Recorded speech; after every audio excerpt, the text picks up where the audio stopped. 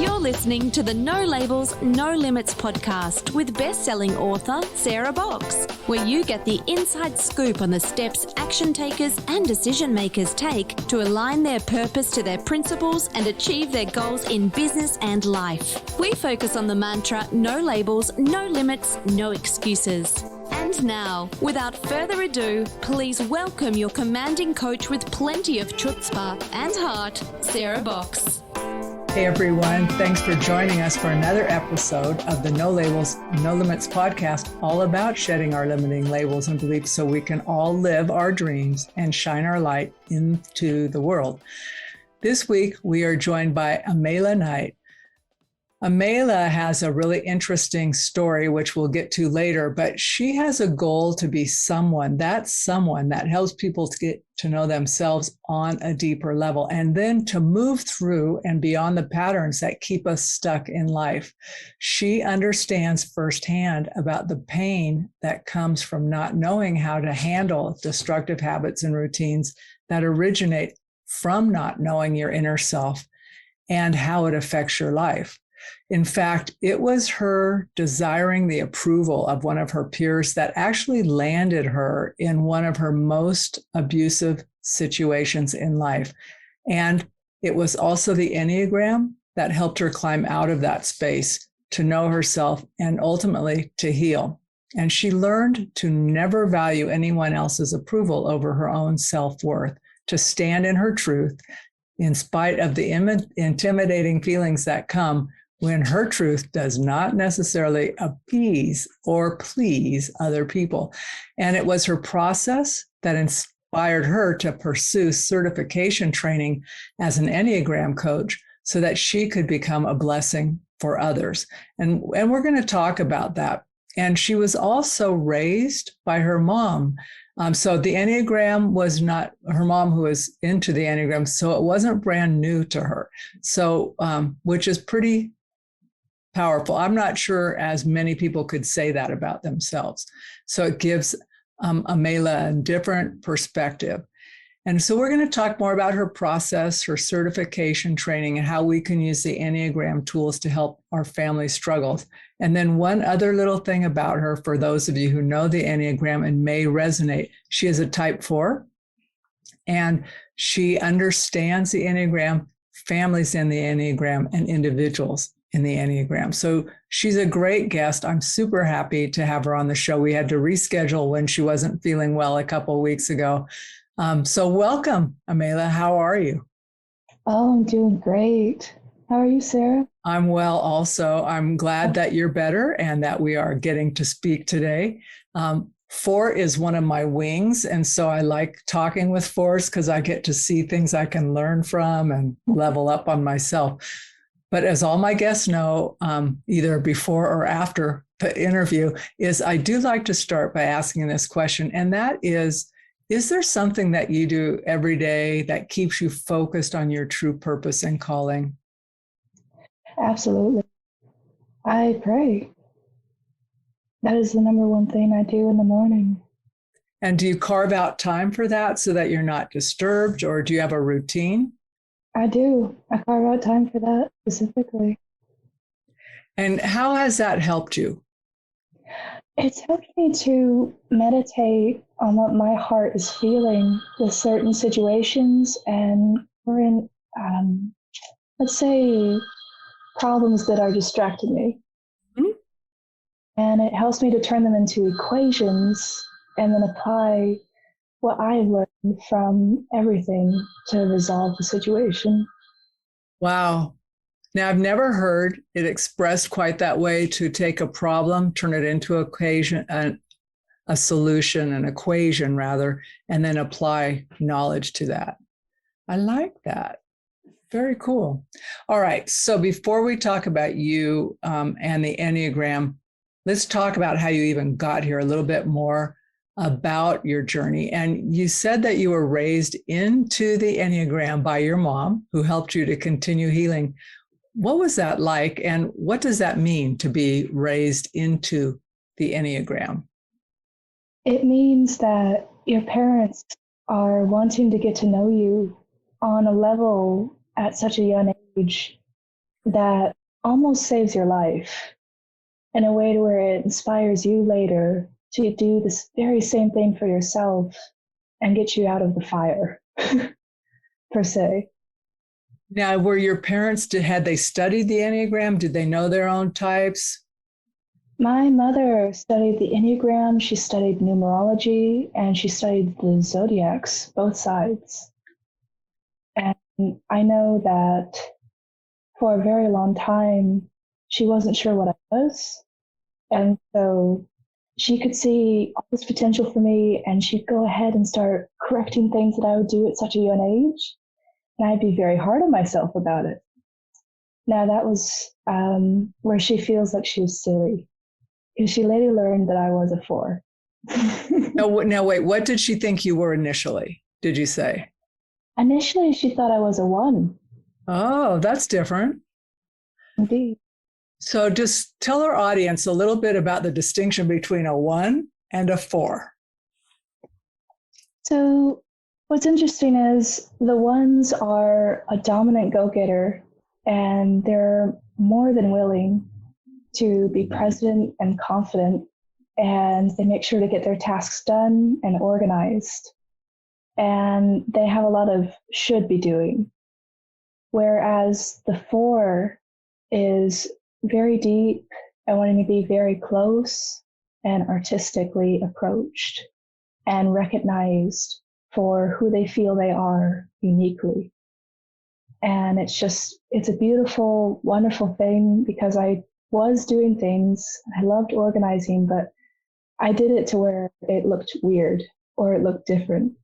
And I would even find ways to draw on bags and tape them to the walls, so I wasn't drawing on the walls quotes. So you were adding your own unique artistic bent to things as, for you, mundane as organizing, right? Yes. I can organize, but guess what? It's going to be very unique. Yes. So let's talk a little bit about, you talked about learning how not to value other people's opinions of you or seeking approval from others, and how that put you in a dark spot or a deep hole. Are you willing to share a little bit about that with our audience so that we can talk about how you shifted out of that? Absolutely. Wow. That started a long time ago, I think, for me. And it was at kind of a young age. My family was almost too pressuring, and they always had a certain mindset about how the world works. And it wasn't the way that my world worked. And I wanted their love, I wanted their approval. And this was an interesting time for me, to where I actually got scared, and I didn't decide to take the path where I put in the work to be recognized for who I am. And I thought, maybe if I go along with what they say, they'll still recognize me. And that was actually a very toxic decision. And that went on for a long time. It really wasn't until I really looked at how different my viewpoint was from theirs that I really started to see that this is hurting who I really am. And this is hurting who I'm to become.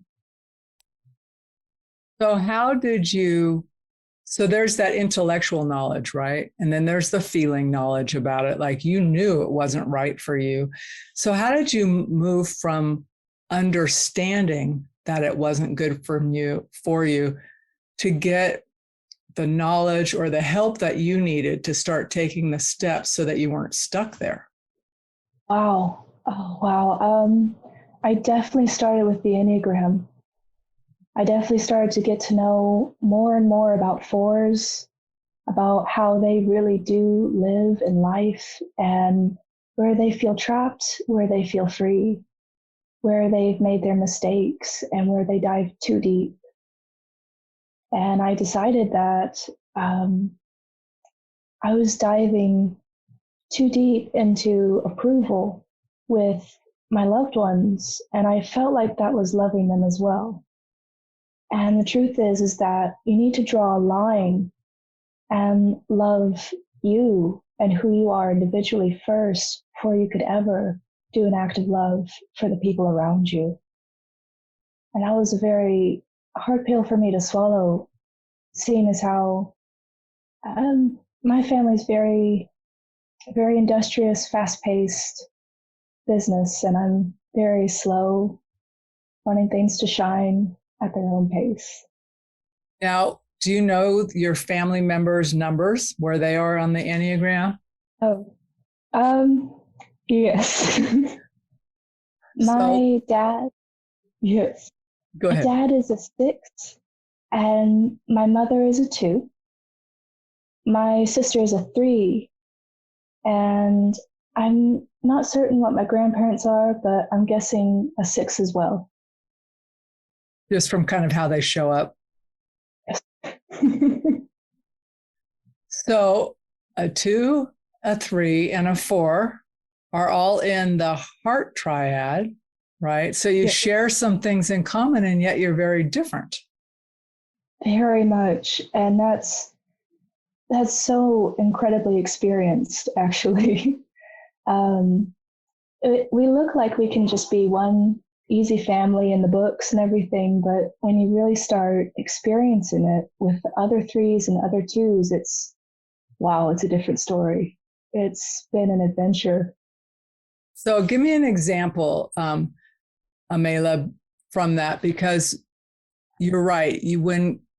I think one of the things you said that is, and I want to highlight it, is we can be the same number as somebody. We can even have similarities, like being in the same triad with somebody, and yet we show up different because we have different experiences, filters, those types of things. So when you first realized that how you were not acknowledging yourself as a 4, what were some of the first steps you took to like put a stake in the ground and say, this is who I am? Wow.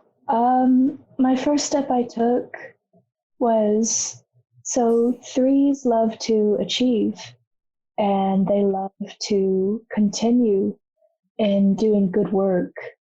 And it got to the point where my sister has needed encouragement to stop working and start enjoying things. And I was a little scared to leave her, actually. I wanted to do things with her so she felt like she had company. Then I realized I was feeding the wrong fire. And so I separated myself. I started just play videos on the TV, and she'd be working at the table with paper. And then she'd suddenly start laughing from the video as the audio was leaking into the dining room. And little actions like this, I noticed the more I enjoy what I enjoy, I can help others at the same time to break free from where they feel trapped. But you wouldn't have done that had you been thinking you needed to entertain her, right? Had that been your focus. Yep. That's right. All right. So that's one example of your personal transformation, right? What led you from studying the Enneagram for yourself and like breaking free to wanting to become certified so that you could coach others? Oh, wow.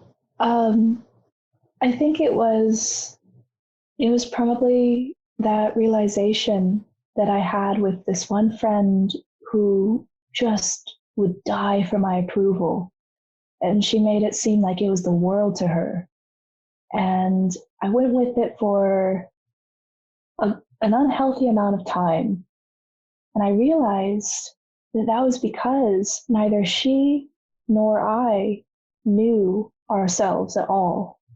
And she was in college. I was still kind of trying to figure myself out where I wanted to be. And she kept inviting me to do all these things with her. And she even was inviting me to move to Japan with her. And I thought to myself, well, I don't know. And so for a long time, I thought about it, and I thought, this must happen to every young adult. And this must happen to every adult as well, where they reach a point where they're invited to do things that they're not sure if that's them. And I realized that I was scared because I realized that a lot of those choices could create regret. And that was something I think the most that I wanted to prevent for people, was to give them a chance to have a future that they've always wanted with themselves. And that would probably be one of my number one passions, would be to help them transform and choose who they really are, what they would really do, besides the confusion of the approval that we have out in the world. So pretend that I'm a new person working with you, Okay.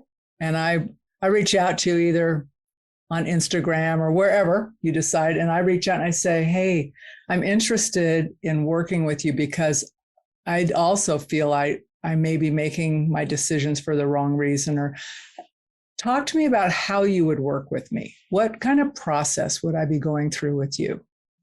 Oh, wow.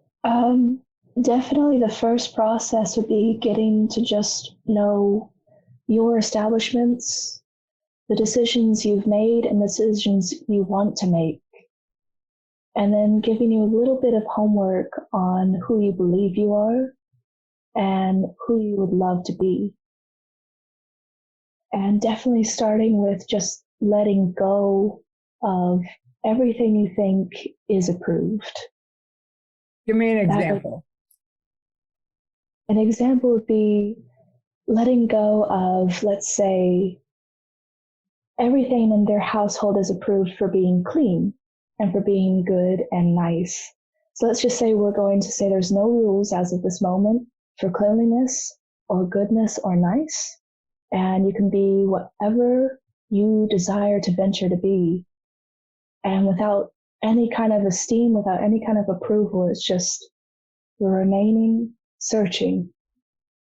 And that's what I love, is the deep and the way that you can remove the kind of like lock that people tend to have with their workspace, with their education, and with their families.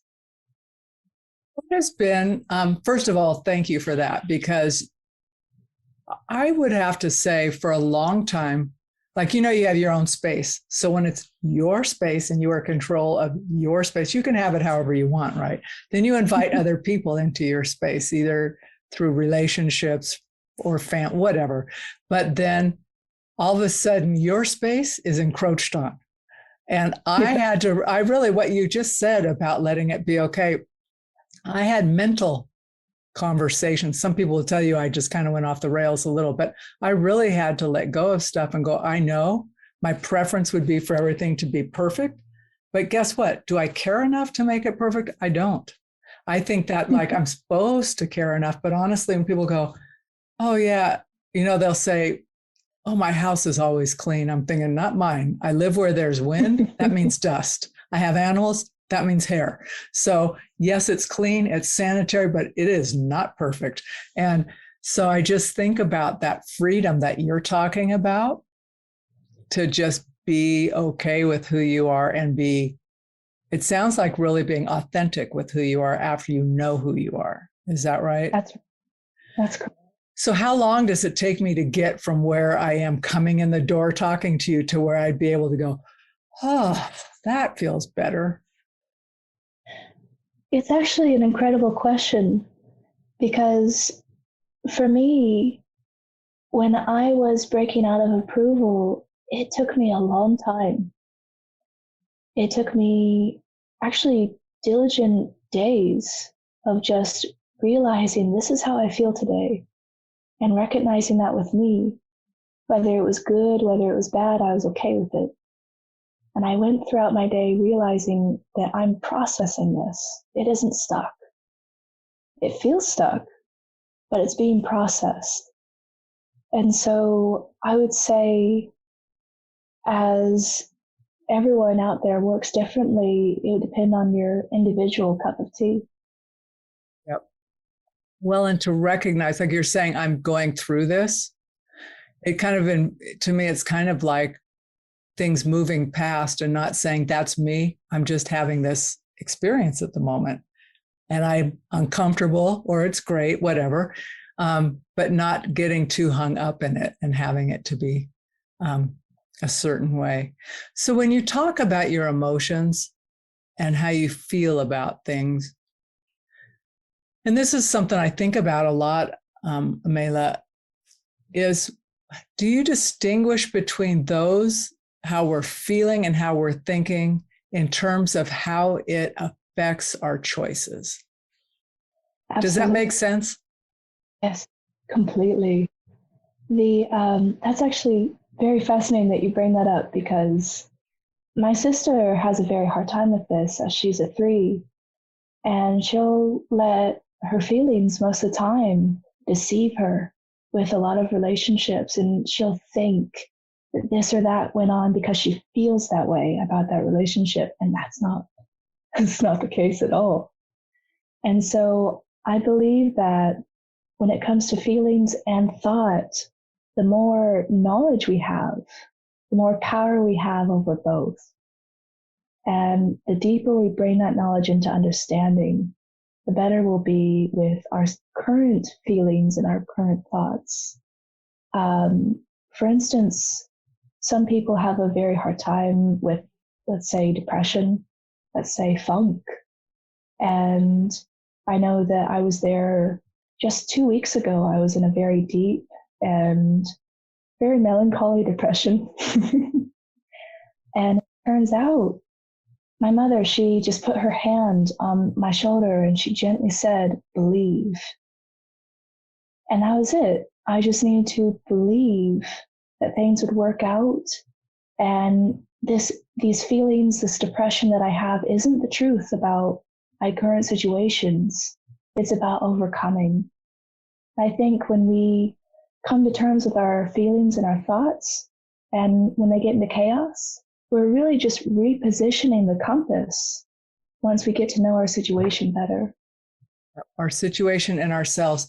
And how great for you that you had someone who was in tune enough to what was going on with you to touch you and say a word that would trigger something specific for you. Right? Not just for J Random Public, but for you. Incredibly so. Yeah. So when you are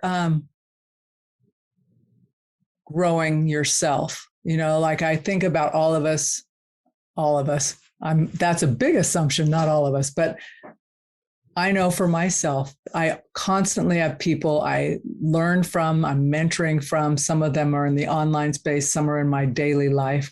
So do you have a particular mentor or someone who helps you continue to grow in your own either self-awareness and your professional? As of right now, I'm having my mother help me. So say a little more about how that relationship works, because Absolutely. Think about it, there's the mom-daughter, and then there's the mentor-mentee. So how does that work? Well, that's fascinating that you compare that, because there are a couple times throughout me and her's relationship where she's like, "I don't know which one to be today. Do you want me to be mentor or do you want me to be mom?" And I'm like, "I'm looking for mentor." So in every way, she has been a wonderful and perfect mother, and she has helped me through very hard times. But I think where her value is with our relationship is incredibly both.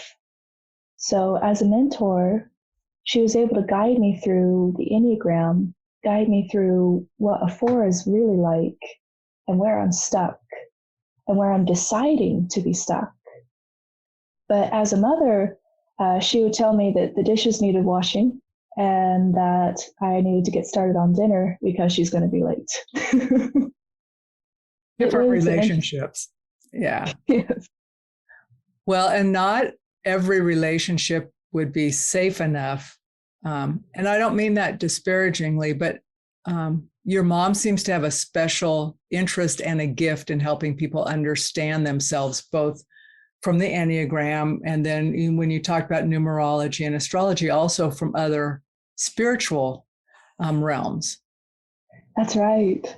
So she has some of her own good boundaries already in place. That's correct. All right. She's got to know herself very well. So I wanted to also ask you, your mom's name, did she encourage you? Did your mom encourage you to enroll for certification, or did you discover that on your own? I actually discovered this on my own.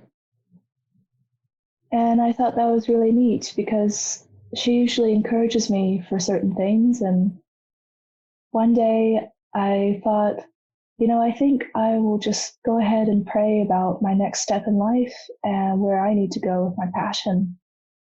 And I came across suddenly the Enneagram and being able to be certified online. I thought, this is great. This is an incredible opportunity. And it took a lot of actual convincing with her, actually. It did? In what way? In a way to where she's not much of an online person. And so doing an online coaching thing instead of in person was an interesting suggestion. And so, but I believe that no matter where you are, whether it's online or in person, it's still making a difference. So continuing with the certification and continuing with the education, it was wonderful to go into depth and learn even more. So who do you like working? Like, do you have a particular type of person that you typically work with or enjoy working with most? I actually don't. I have a pretty open world about that. So anybody who wants to reach out because you feel like the right connect to them can just reach out. Absolutely. So where is the best place for people to reach out to you? How is the easiest way for them to get a hold of you? Let me see. They can try info@personalcompass.us, and that should be best. All right. And then I just want to make note of that because I had something different for you. And so I'm glad to have this as a contact space for you, so people can reach out. And if people do reach out, is there a free resource or something you'd like to offer listeners? Absolutely. Every first trial is free. So we can just do a first session and see where you are, see if you like what you got. Nice. And they can sign up for that at that website, right? Or the info at, they could request it from you at info at. Yes. Nice. Okay, one last question for you. If you were thinking back to the Amayla you were at 8 years old, what advice would you give yourself at that time about the road ahead and navigating it? I would tell her to hang on and to remember who she is so that she can truly know that she's already free. Repeat that. That was powerful. So say that one more time. Sure.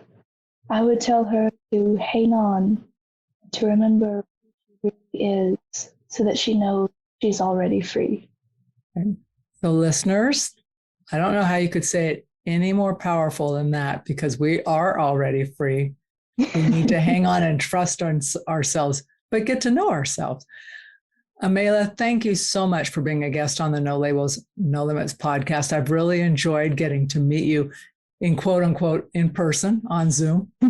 And I wish you all the best going through 2022 and beyond. I think you bring a powerful story and experience for others to learn and grow from. Thank you. Thank you for having me. It's been wonderful. It's my pleasure, for certain. You've been listening to the No Labels, No Limits podcast with best-selling author, change agent, and strategic vision coach, Sarah Box. You can grab the show notes and find out how to work with Sarah at sarahbox.com/No Labels, No Limits podcast. We'd love this podcast to reach as many people as possible. So please remember to rate, leave a 5-star review, and share the podcast with someone you think would get value from this conversation. Until next time, keep taking those daily action steps to align your purpose to your principles and achieve your goals in business and life.